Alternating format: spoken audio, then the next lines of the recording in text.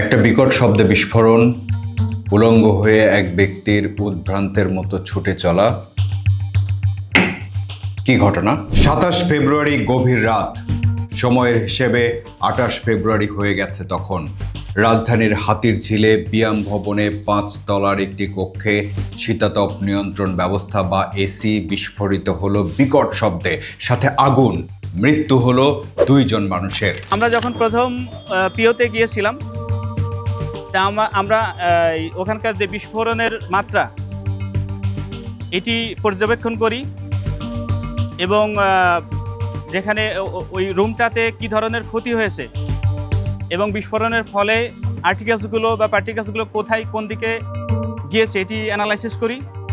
Analysis করার পরে আমরা প্রাথমিকভাবে এই সিদ্ধান্তে উপনীত হই যে এটি এসি বিস্ফোরণজনিত নয়। কি বলছেন পুলিশ ব্যুরো অফ ইনভেস্টিগেশনের এই পুলিশ সুপার? কিন্তু খবরে তো এসেছে যে ব্যায়ামে এসি বিস্ফোরণে 2 জনের মৃত্যু হয়েছে। তাহলে কিসের বিস্ফোরণ হয়েছে, কিভাবে হয়েছে? পুলিশের বক্তব্যে ভিন্ন ঘটনার ইঙ্গিত পাওয়া যাচ্ছে। এই ভিডিওতে আমরা সত্যের অনুসন্ধান করব, জানার চেষ্টা করব এসি বিস্ফোরণের খবরের আড়ালে অন্য কি ঘটনা লুকিয়ে আছে। সিসি ক্যামেরার ফুটেজে ঘটনার সচিত্র প্রমাণ দেখলে আপনারা চমকে উঠবেন। ব্যায়াম ফাউন্ডেশন অথবা Bangladesh institute of administration and management, এটি একটি স্বায়ত্তশাসিত রাষ্ট্রায়ত্ত ব্যবসায়িক প্রতিষ্ঠান। প্রতিষ্ঠানটি জনপ্রশাসন মন্ত্রণালয়ের সঙ্গে সংযুক্ত। এই প্রতিষ্ঠান বিসিএস ক্যাডার কর্মকর্তাদের জন্য ফাউন্ডেশন ট্রেনিং কোর্স থেকে শুরু করে বিভিন্ন সরকারি সংস্থার বিভাগীয় প্রশিক্ষণ পর্যন্ত পরিচালনা করে। রাজধানীর হাতিরঝিল এলাকায় এর অবস্থান। এই ভবনের 5ম তলায় 504 নম্বর কক্ষে বিসিএস প্রশাসন কল্যাণ বহুমুখী সমবায় সমিতির অফিস। ওই কক্ষেই বিস্ফোরণ ও আগুনে সমিতির দলিলপত্র, ইলেকট্রনিক সামগ্রী, ব্যাংকের জরুরি কাগজপত্র, জমি ক্রয় সংক্রান্ত চুক্তিপত্র সহ অন্যান্য মালামাল পুড়ে ভস্মীভূত ও চূর্ণ বিচূর্ণ হয়ে যায়। এই ঘটনায় অফিস সহকারী আব্দুল মালেক ঘটনাস্থলেই মৃত্যুবরণ করে। সমিতির সেক্রেটারির গাড়ি চালক মোহাম্মদ ফারুক গুরুতর আহত হলে তাকে হাসপাতালে ভর্তি করা হয়। তারপর চিকিৎসাধীন অবস্থায় তার মৃত্যু হয়। যে 2 জন মৃত্যুবরণ করেছে, একজন স্পট ডেড ছিল এবং একজন চিকিৎসাধীন অবস্থায় মারা গেছে। এই 2 জনের আবাস ছিল ওই রুমের আরও 2টা রুম পরে। সুতরাং ওই রুমের আরও 2টা রুম পরে থাকা অবস্থায় তাদের কোনো ক্ষতি হওয়ার কথা না। যে রুমে বিস্ফোরণ হয়েছে, অগ্নিকাণ্ড হয়েছে, সেই রুমে একটি কিচেন রুম আছে, সেই রুমটি একেবারে আনটাচড অবস্থায় ছিল। আব্দুল মালেক আর মোহাম্মদ ফারুক 507 নম্বর রুমে থাকতো। বিস্ফোরণের ঘটনাটি ঘটেছে 504 নম্বর রুমে। তাহলে তাদের মৃত্যু হলো কিভাবে? সুতরাং ওই 2 জন লোক ওই সময়ে এই রুমের মধ্যে না থাকলে ওই ধরনের ইনজুরি হওয়ার কথা না। এখন স্বাভাবিকভাবেই প্রশ্ন ওঠে যে আব্দুল মালেক আর মোহাম্মদ ফারুক রাত 3টার সময় সমিতির কক্ষে কি করছিল? আমরা এই সিদ্ধান্তে উপনীত হই যে ওই 2 জন এই ঘটনার সাথে প্রত্যক্ষভাবে জড়িত। মৃত্যু হবে জানলে তারা সেখানে গেল কেন? ঘটনার পেছনে তাহলে আরো কি ঘটনা আছে? তদন্তে নামলো police bureau of investigation. CC ক্যামেরার ফুটেজ থেকে শুরু করে আর্টিফিশিয়াল ইন্টেলিজেন্স পর্যন্ত সব ধরনের প্রযুক্তির ব্যবহার করলো। এই লোকটাকে আমরা আইডেন্টিফাই করার জন্য আমরা আর্টিফিশিয়াল ইন্টেলিজেন্সের সহযোগিতা নিই এবং সেখান থেকে আমাদের কিছু ছবি ওনারা আর্টিফিশিয়াল ইন্টেলিজেন্স দেয়। এই ছবিগুলো ওই কর্তৃপক্ষকে দেখানোর পরে ওনারা বলে যে এই লোকটার নাম আশরাফুল, এই লোকটি এই অফিসে প্রায় আসতেন। যে 2 জন মারা গেছে এবং ওই অফিসের যে প্রশাসনিক কর্মকর্তা জাহিদ, তার সাথে এর একটা সখ্যতা ছিল। পরবর্তীতে ওনার একটি মোবাইল নাম্বার আমরা পাই। মোবাইল নাম্বার আমরা অ্যানালাইসিস করে দেখি যে হ্যাঁ, ঘটনার সময়ে তার অবস্থান ওইখানে ছিল। মালেক আর ফারুক তো মারাই গেছে, এবার দৃশ্যপটে আশরাফুল আর প্রশাসনিক কর্মকর্তা জাহিদ। আশরাফুলকে ধরতে অভিযানে নামে পুলিশ। কুড়িগ্রাম থেকে আটক করে তাকে।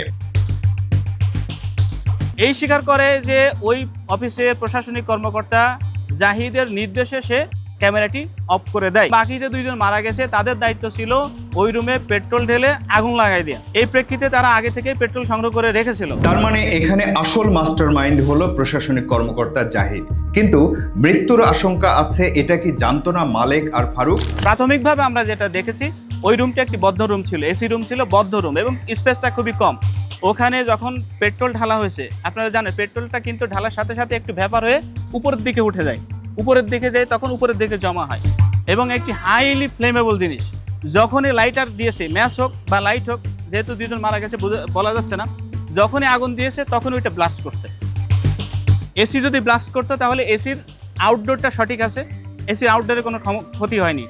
ইনডোরটা যেখানে ফিক্স করা ছিল সেই ওয়াল সামান্যতম ক্ষতি হয়নি। যদি এসি বিস্ফোরণ হতো তাহলে এসির ইনডোর যেখানে ফিক্স করা ছিল সেটি ক্ষতিগ্রস্ত হতো। যেহেতু ক্ষতিগ্রস্ত হয়নি সেহেতু আমরা ধরে নিচ্ছি যে এসিটা বিস্ফোরণ হয়নি। আমার ধারণা ওরা পেট্রোলের এই কেমিস্ট্রিটা ওদের মাথায় ছিল না, ওরা বুঝতে পারে নাই। যদি বুঝতো তাহলে এই ঘটনা ঘটাতো না, আমার ধারণা। আশরাফুলকে গ্রেপ্তারের পর তার দেয়া তথ্য মতে ওই প্রশাসনিক কর্মকর্তা জাহিদুল ইসলামকেও গ্রেপ্তার করে পুলিশ। জাহিদুল ইসলামকে এই হত্যাকাণ্ডের মাস্টারমাইন্ড বলা হচ্ছে। এখন প্রশ্ন হলো, কেন এমন ঘটনার পরিকল্পনা করলো জাহিদ? আমরা মোটিভ খোঁজার চেষ্টা করি যে কেন এই ঘটনাটি ঘটানো হলো। জাহিদকে জিজ্ঞাসা করা হলে জাহিদ বলে যে ওই অফিসের অ্যাকাউন্ট্যান্ট, এবং ওই অ্যাকাউন্ট্যান্ট ফ্রিল্যান্সার অনেকটা, তার অফিসের বাইরে এসে ওখানে কিছু সময় দেয়।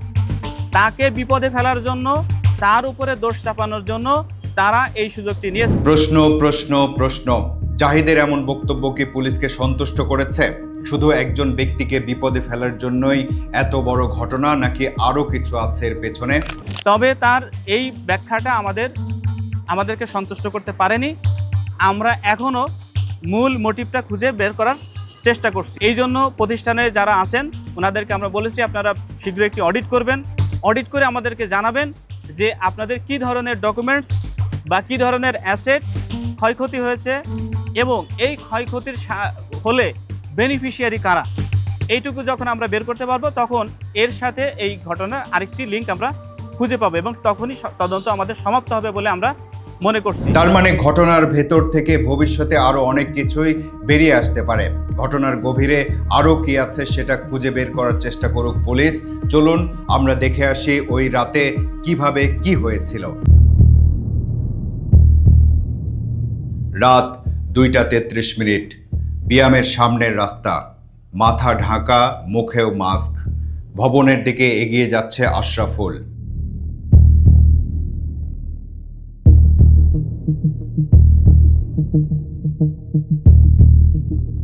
2:34, লিফটের সামনে। বাটনে চাপ দিল কিন্তু লিফটে উঠল না।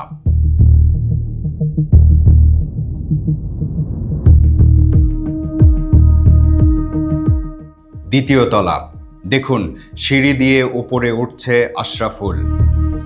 কুকুরটা হয়তো টের পেয়েছিল।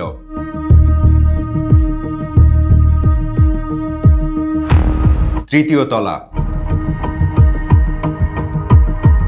সিঁড়ি দিয়ে আরো উপরে উঠে যাচ্ছে আশরাফুল। রাত 2:35, চতুর্থ তলা। সিঁড়িতে হাঁটার গতি একটু কমিয়ে দিয়েছে সে। হয়তো কিছু একটা চিন্তা করলো বা খেয়াল করলো।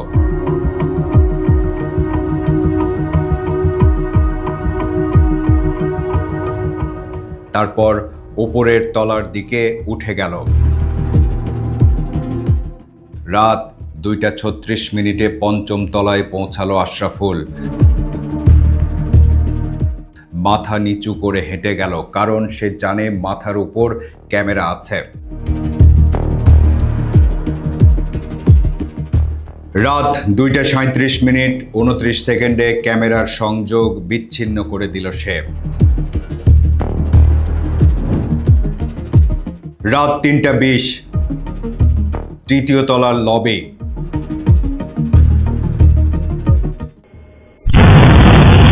রাত 3:20, পঞ্চম তলায় বিকট বিস্ফোরণ। একই সময়ে দৌড়ে তৃতীয় তলায় নেমে এলো আশরাফুল। মুখ থেকে মাস্কটা খুলে ফেলেছিল, লুকিয়ে পড়ল।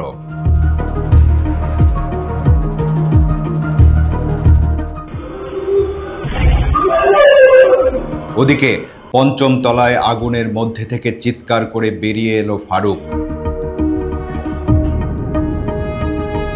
শরীরে কিচ্ছু নেই, উলঙ্গ, উদ্ভ্রান্তের মতো এদিক ওদিক ছোটাছুটি করছে। রাত 3:25 ওই বিস্ফোরণ হওয়া ঘর থেকে একটা আর্ত চিৎকার শোনা গেল। আব্দুল মালিক কি মারা গেল? ঠিক তখনই প্যান্ট শার্ট পরে বেরিয়ে এলো ফারুক। নিজেকে সামলে নিয়েছে সে, হেঁটে বেরিয়ে গেল। চলে যাচ্ছে ফারুক। বিস্ফোরণের শব্দে ভবনের আবাসিক অংশ থেকে আতঙ্কিত লোকজন নেমে এসেছে। তাদের মাঝখান দিয়েই চলে যাচ্ছে ফারুক।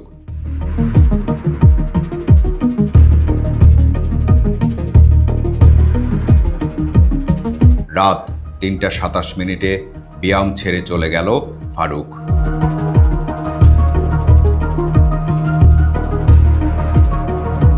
এদের দুইজনের দায়িত্ব ছিল পেট্রোল ঢেলে আগুন লাগানো। পুলিশ ধারণা করছে মালিক যখন 504 নম্বর কক্ষে পেট্রোল ঢেলে আগুন দিচ্ছিল তখন দরজায় দাঁড়িয়েছিল ফারুক।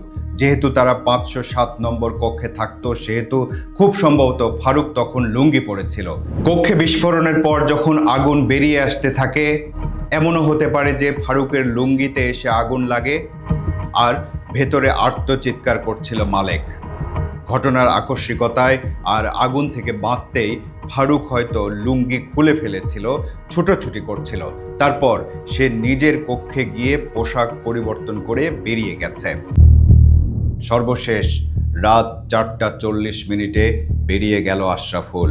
আপনারা তো দেখলেন ফারুক কত স্বাভাবিকভাবে বেরিয়ে গেল, এমনকি তার গায়ে আগুনের কোনো চিহ্ন স্পষ্টভাবে দেখা যায়নি। কিন্তু কয়েকদিন পর চিকিৎসাধীন অবস্থায় মারা যায় ফারুক। এটা কিভাবে হলো সেটা একটা প্রশ্ন বটে। যদিও জানা গেছে যে ফারুকের ইন্টারনাল বার্ন হয়েছিল, তারপরও এদিকটাও হয়তো আরেকটু বাঁকা চোখে দেখার চেষ্টা করতে পারে পুলিশ। ঘটনার পর বাড়ি বা নিজের পরিবারের কাছে ফেরেনি আশরাফুল। রংপুর, দিনাজপুর এবং তারপর কুড়িগ্রামে হোটেলে হোটেলে থেকেছে। সব শেষে উঠেছিল আত্মীয়ের বাড়িতে। তবে জাহিদের সাথে যোগাযোগ ছিল আশরাফুলের। ওদের দুইজনের যে মোবাইল, সেই মোবাইল দুইটা আমাদের কাছে হেফাজতে আছে। আমরা এটি ফরেনসিক করাচ্ছি। আমরা প্রাথমিকভাবে সাদা চোখে যেটা দেখেছি, এই ঘটনার পরবর্তীতে তাদের মধ্যে বেশ কিছু কথোপকথন আছে। এবং ইন্টারেস্টিংলি হলো যে আশরাফ, যিনি সিসি ফুটেজ অফ করে দিয়েছিল, তিনি যে হোয়াটসঅ্যাপ নাম্বারটি ইউজ করে এটা সিঙ্গাপুরের, এবং যে জাহিদ তিনি যে হোয়াটসঅ্যাপটা ইউজ করেন এইটা ইউএসএর নাম্বার, এটা বাংলাদেশের কোনো নাম্বার না। এই দুই নাম্বারের সাথে যে কথোপকথন হয়েছে, সেই কথোপকথনের সাদা চোখে আমরা যেটা দেখেছি যে এই সংক্রান্ত তাদের আলাপ আলোচনা হয়েছে। আলাপ আলোচনার এমন একটা যদি আমি বলি যে পিবিআই এর পিছনে লাগছে, 60 জন গোয়েন্দা নিয়োগ করছে, যতদূর সম্ভব তুমি তাড়াতাড়ি বা আপনি তাড়াতাড়ি দেশ ছাড়েন। পুলিশ বলছে বিসিএস প্রশাসন কল্যাণ বহুমুখী সমবায় সমিতির মূল নথিপত্র স্থায়ীভাবে ধ্বংস করার জন্য সমিতির প্রশাসনিক কর্মকর্তা জাহিদুল ইসলাম, আশরাফুল, মালিক আর ফারুককে 10 থেকে 12 লাখ টাকা দেওয়ার মৌখিক চুক্তি করেছিল। ইতিমধ্যে এই বাবদে মিস্টার জাহিদ আশরাফুলকে বেশ কিছু টাকা প্রদান করেছে, সেটা 5 থেকে 6 লাখ টাকার মতন। এবং সেই টাকার বিষয়ে আমরা আশরাফকে জিজ্ঞেস করছিলাম, সে তার ডেইলি যে নিডস, সেই নিডস ব্যয় করেছে এবং কিছু ঋণ ছিল সেই ঋণগুলো পরিশোধ করছে। এটা কি দীর্ঘদিনের কোনো পরিকল্পনা ছিল জাহিদের? সমিতির একজন প্রশাসনিক কর্মকর্তা হয়ে এই অঘটনের জন্য 10 থেকে 12 লাখ টাকা বিনিয়োগে তার কি স্বার্থ থাকতে পারে? সে কি বড় ধরনের কোনো অনিয়ম করেছিল, নাকি অন্য কেউ তাকে দিয়ে এই কাজ করালো? এসব প্রশ্ন থাকলো। পুলিশ ব্যুরো অফ ইনভেস্টিগেশনের পক্ষ থেকে বলা হচ্ছে তদন্তের প্রাথমিক ধাপ অতিক্রম করলেন তারা। পরের ধাপে হয়তো এসব প্রশ্নের উত্তরও বেরিয়ে আসবে।